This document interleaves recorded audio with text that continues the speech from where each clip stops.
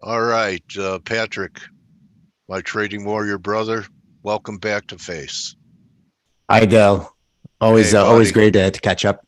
Yeah, I know you brought up how time flies. We talk to each other every 3, 4 months, and seems like a long time, and then boom, here we are again. I know, I know. It's crazy. Wait till you get older, it flies faster. Oh, Anyway, geez. listen, buddy, what's top of mind for you, and are you going to share your screen?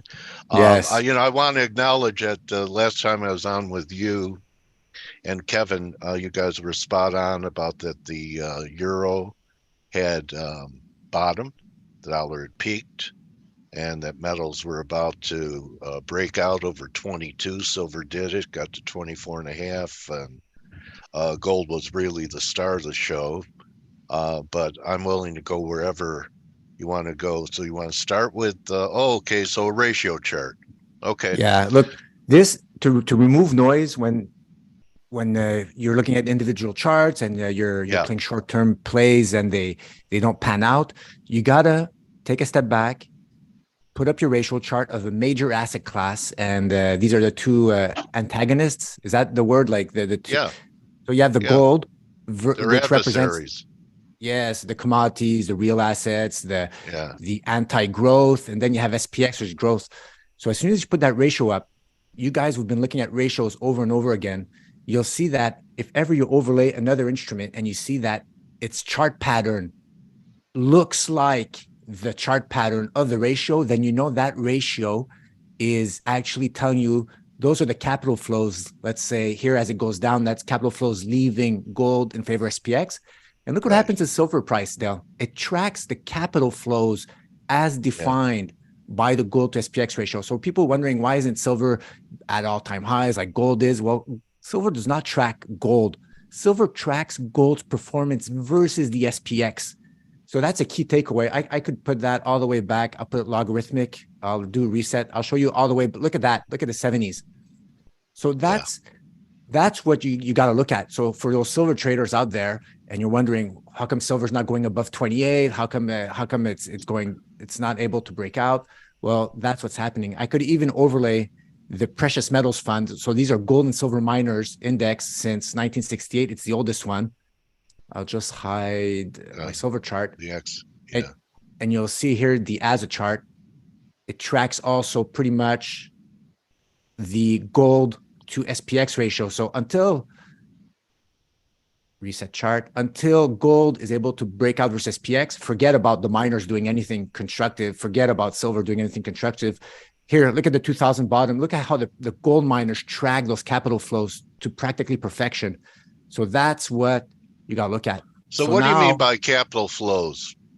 well, Capital flows into what? Into the miners, into equities? What kind of capital so flows? let's say you're talking capital flow. So let's say the capital is, let's say the money supply, or Okay. there's money out there. It's floating out there. The money supply could What's be it increasing or flowing decreasing. into?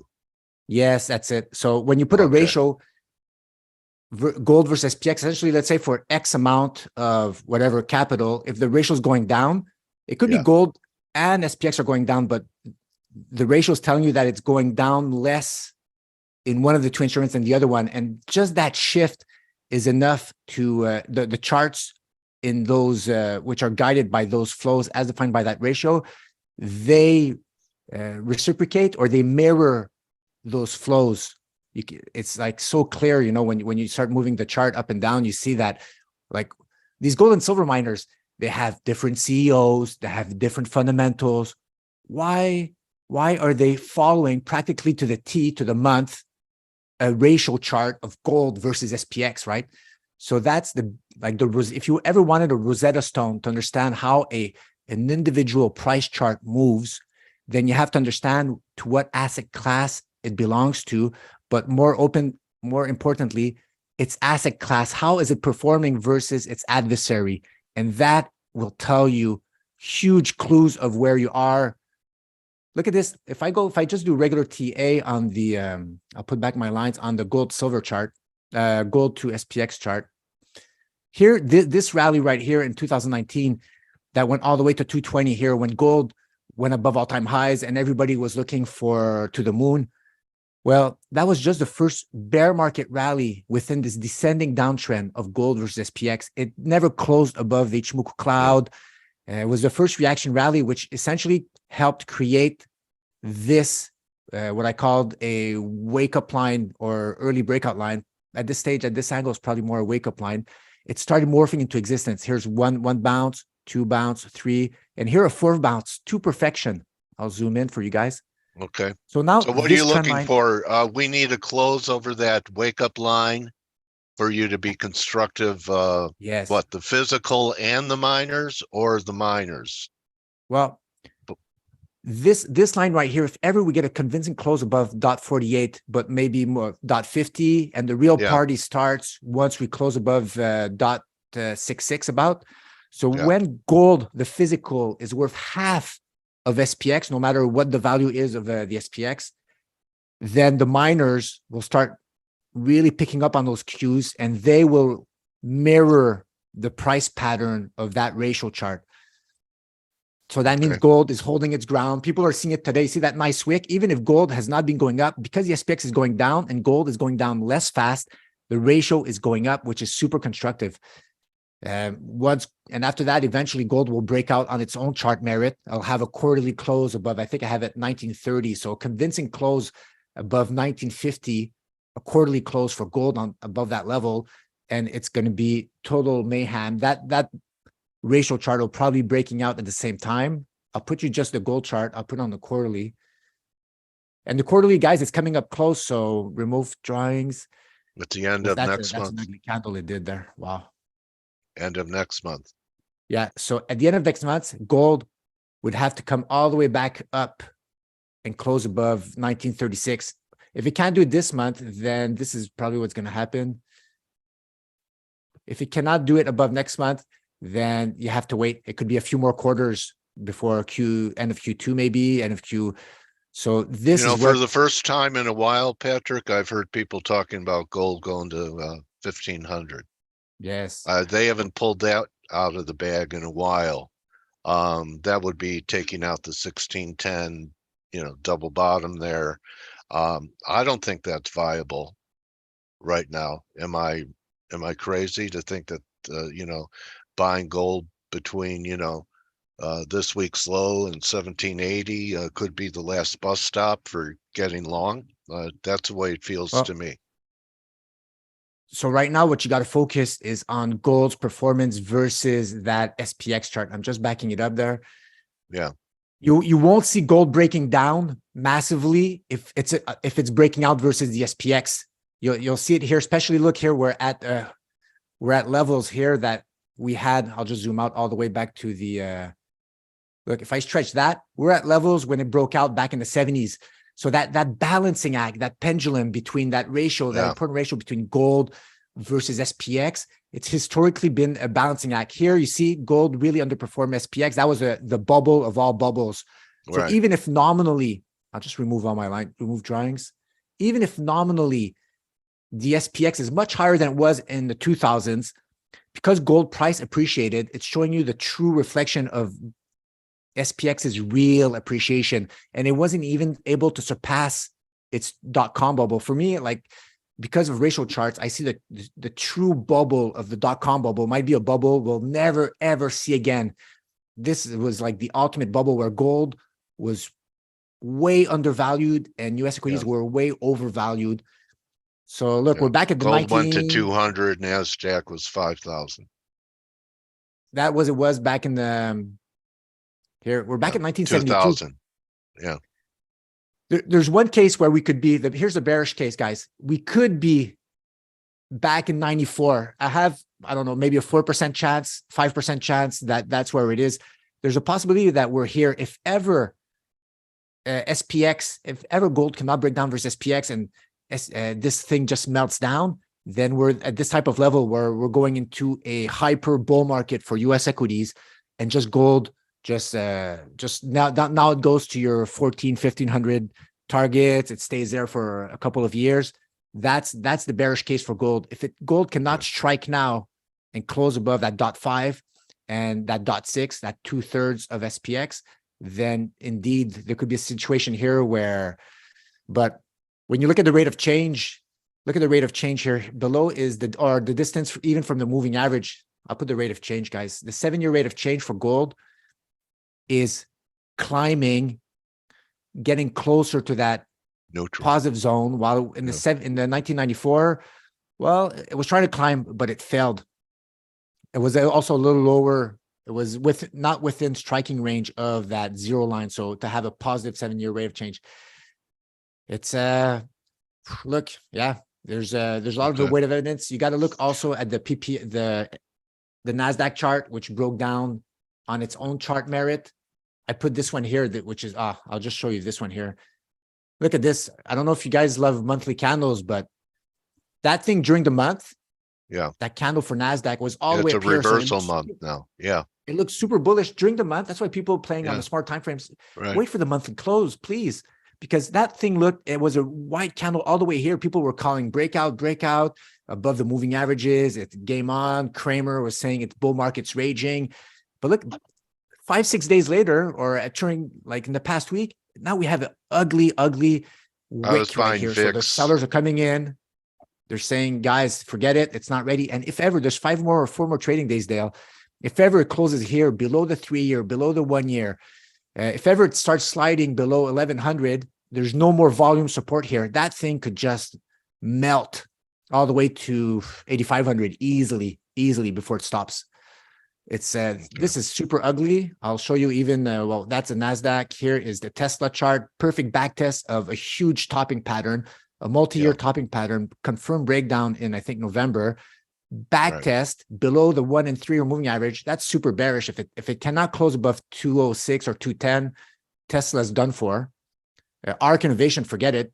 It was super low. I thought it couldn't get lower, but it's not even able to climb back above its 1 year moving average. And now, if it cannot get above this section here, that support is now resistance. So ARC might actually fall more. And for Bitcoin guys, that could also smell another down leg for Bitcoin. You have a view on VIX? The VIX. Yeah, I have the VIX. I'll put. You guys don't follow VIX that much, do you? You guys do? Okay. So we have the VIX. The VIX is refusing to go back down. The US dollar is refusing to go back down. I put the DXY here on top. So you'll see that the DXY and the VIX pretty much is the same, right? When people are selling their US equities, holding cash, well, look, the DXY is going up. Look at that. It tracks it pretty much, right? So you do your TA on the DXY or do your TA on the VIX, you choose, but they like going up together, right? So the DXY not doing new lows, the VIX not doing new lows is a scary proposition, and this thing could crescendo upwards violently. And that stuff could sell off there, but this is really ominous. What's happening to Amazon? Amazon not able to climb up in any meaningful way for a while now. I'll just put the Amazon chart. So this could be a great test for precious metals and miners if we get this washout in equities. At times, they usually would go down with the market, sell what you can, kind of thing, right? Yes. And it's going to be important to see the relative strength of how miners hold up compared to NASDAQ, S&Ps, and how the physical holds up. And if the dollar, so are your dollar bullish? I'm not bearish, because you cannot be bearish the US dollar when the US equities are close to a meltdown. It's tough to see that, right? It sure didn't make much headway. The dollar really didn't make that much headway with the sell-off we've had in the S&Ps, for example, yesterday. Dollar hardly moved lower. Just an observation that maybe they're beginning to separate, but I think there's a little more left in the dollar. But doesn't Dixie need to close over 104 to really like it? Yeah, you're right. Here it's below the 1 year moving average. It's below what I call a sleep mode line. It's did this type of blow off top here. So now it's pulling back. So we got to wait. So you cannot be long at this stage, the US dollar. You could be short, but It's I call this no man's land until it's Okay, able to regain the fair 12-month enough. moving average, and eventually there's going to be some type of wake up line here. Then you would probably go long. How But about the gold way I'm silver using the rate? DXY, when I see a chart Okay. like that, Dale, I'm not Yeah. going to try to play just a DXY. I'm going to use it as an indicator in my weight of evidence to see if the markets are still at risk of some type of move up. Because you got to remember, look here, and this is where the metals differentiate a little bit. I'll overlay XAU USD on this one. Yeah, they And went you'll see together. that in the 2000s, Yeah. the gold bottomed and the DXY still flamed Top. up a little bit more here. I Yeah. don't know if you guys could see that here. The true bottom in in gold, Came but earlier. the DXY still flamed. Yeah. So it's possible that the gold to SPX breaks out. Gold puts in a bottom and starts moving up. Silver, same thing. While US equities keep rolling over and the DXY continuing to try to crescendo upwards. So that Sure. is that it could be a roadmap to observe. Okay. The question is now is We've had a pretty nice rally in the gold silver ratio. That was part of the silver weakness story over the last few months. And to me, it looks like we may have had enough of a bounce here, and that we could start to head lower again in the gold silver ratio. What are you thinking? This well, little this one's bounce pretty here much the has more inverse legs. of the DXY, right? So the gold silver Yeah. ratio, if I put in this is all financialized, these instruments. I'll put here the Right. well, it's not the inverse, it's it tracks the gold. So if you think the DXY is going to go up or down, then that's the same type of relationship that you're going to get with the Gold gold silver silver ratio. ratio. Yeah, Okay. because DXY going down, there's less risk of total market implosion. The Right. gold silver ratio goes up when silver is a recovery metal essentially. So if silver goes up, it's usually the US equities are also going up. It's just that silver will outperform the US equities after a huge US equities drop. On the recovery, then silver is going to start pricing in monetary imbalances required to keep nominally afloat the US equities. Silver is going to do all that thing. So people think, oh, the metals, they go inverse to the SPX. No, silver especially likes SPX going up, but it's going to outperform the SPX in the first legs while the SPX is recovering. You want to be long silver because it'll be outperforming the SPX, and you'll have SPX to silver ratio going down, but it doesn't mean SPX going down. SPX is most likely going to be going up, but silver will be going up faster. Okay. I interrupted you when you were making a comment on Amazon. Yes. Tulin would like me to let you finish. Yeah, no problem. Well, look, Amazon's another one. I've been monitoring Amazon for a while now, even during the crazy rally in Tesla and Netflix and people calling all these bull markets. My eye was right here. So here, Amazon during the whole, it's not able to get above this wall. So what I call a wall is previous support and resistance. In October of 2022 close, that is a clear breakdown here. Unequivocal breakdown here. Here did a back test of the def cross of the 1 and 3 year, can get back above. So that's a swing, a lower swing high. Here can never see, look, unless it does a miracle and it's able to close back above and undo the damage done by this candle below the 1 year, below the 3 year, below the cloud, below this horizontal support. This is super ugly. I don't know what people are trying to do. You know, a lot of these charts that a lot of these charts that you're showing are going to enter if this rally that failed last week after going sideways for a few weeks in indices, that it looks like it could be in the waterfall stage or capitulation stage coming up here. Yes. And yes, exactly. And we're nowhere close to a capitulation for a true bottom, because to have a true bottom capitulation in the US equities, you need the distance from moving average. I'll put it back here. I'll put, let's say, the SPX. To have a true capitulation at the bottom here is my distance from moving average. So this is my gauge of fear of missing out. If you're super stretched from the 3-year moving average, then it's FOMO. The price the momentum has always accelerated faster than the moving average can catch up. And the same thing on the down. And look where we are here. The SPX is it's still above its 3-year moving average. And look, the capitulation bottoms for SPX happen when It falls the beneath. distance from 3-year moving average is down here somewhere. Here's the 2009 bottom. Here's the 2002 bottom. Here's So the we're not 1974 close. bottom. Yeah. Look, this is Yeah. fuel That's why I until, like VIX.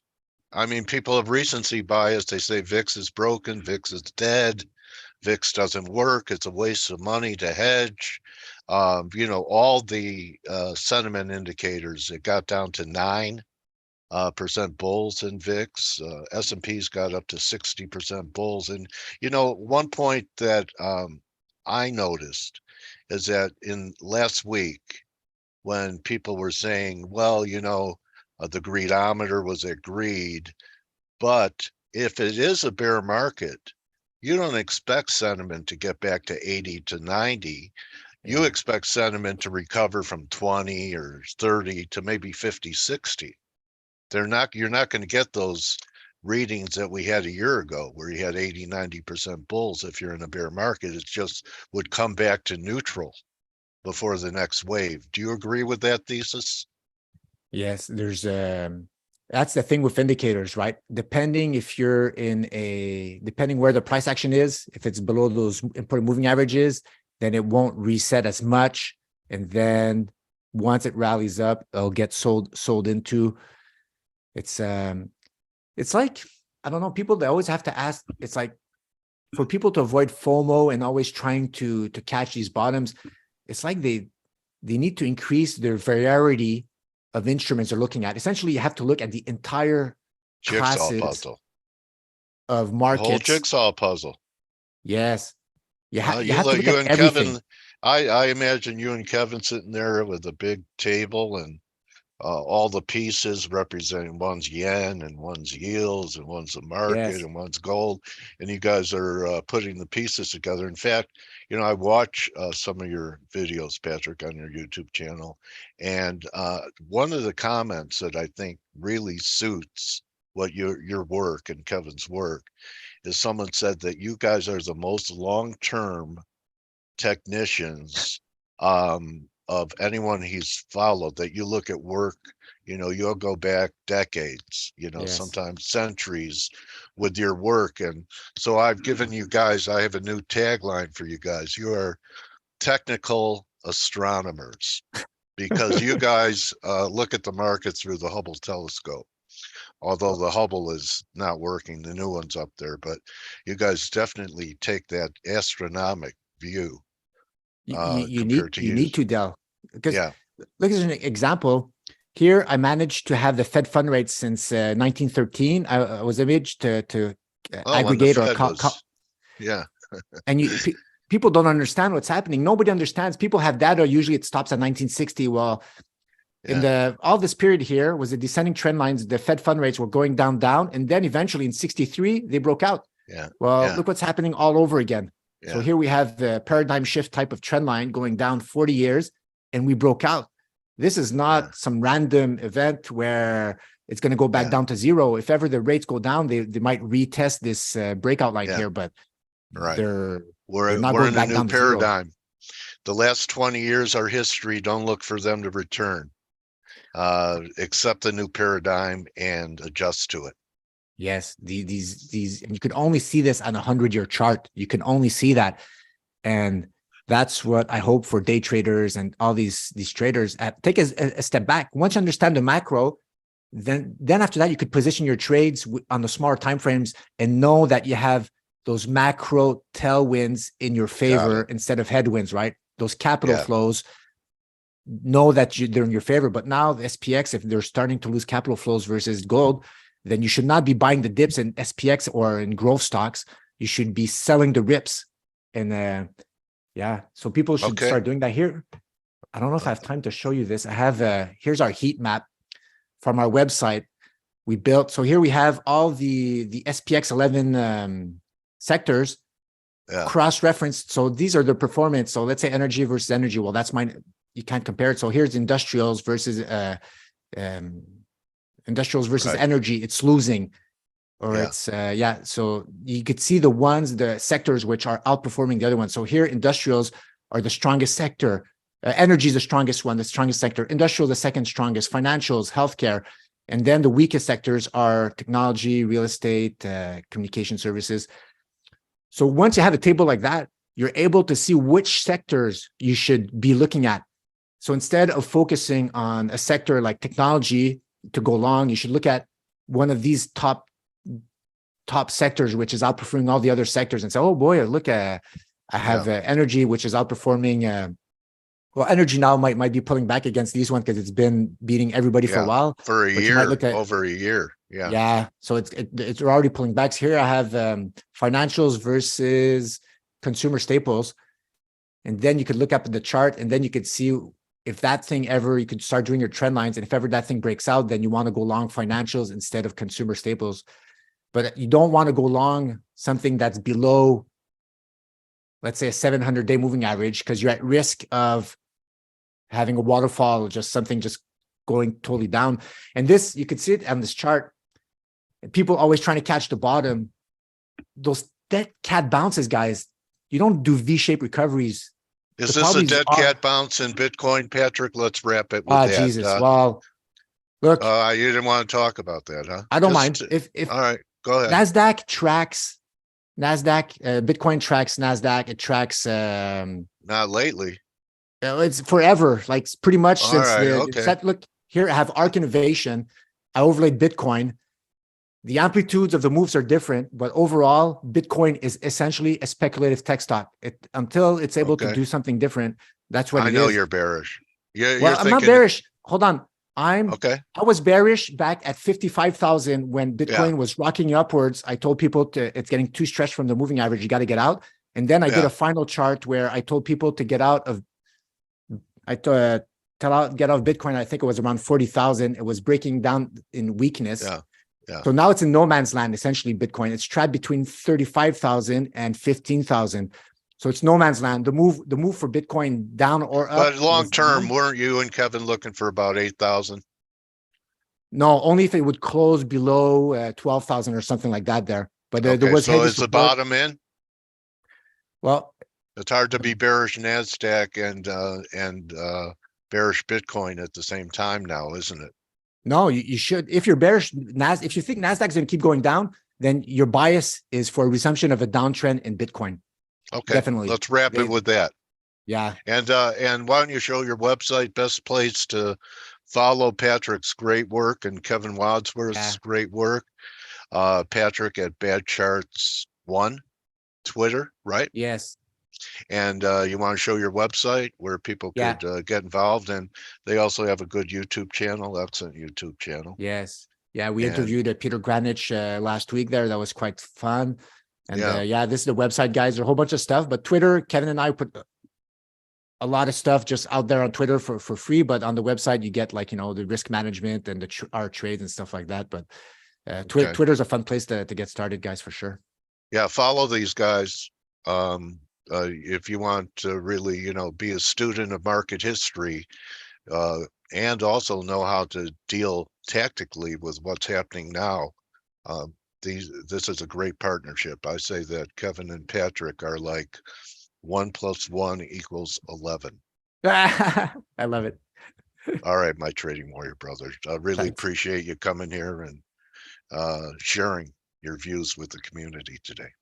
I appreciate it. Thanks, Dale, for the opportunity. Okay, buddy. I'll be back in touch with you. Talk to you probably in the spring. Yes. All right, Patrick, Karim, everybody. You could join the team in 14 minutes on the Morning Edge. And don't just count your ratio charts, count your blessings. See everyone tomorrow. People are saying outstanding. Thank you, Patrick. People appreciate what you brought to the table today. Adios, everyone. Hey traders, this is Blake Morrow with ForexAnalytix. Thanks for stopping by our YouTube channel. Don't forget to like these videos, share them, and subscribe to our channel so you don't miss any of the content that we provide here for free. Thanks for stopping by. I'll see you in the next video.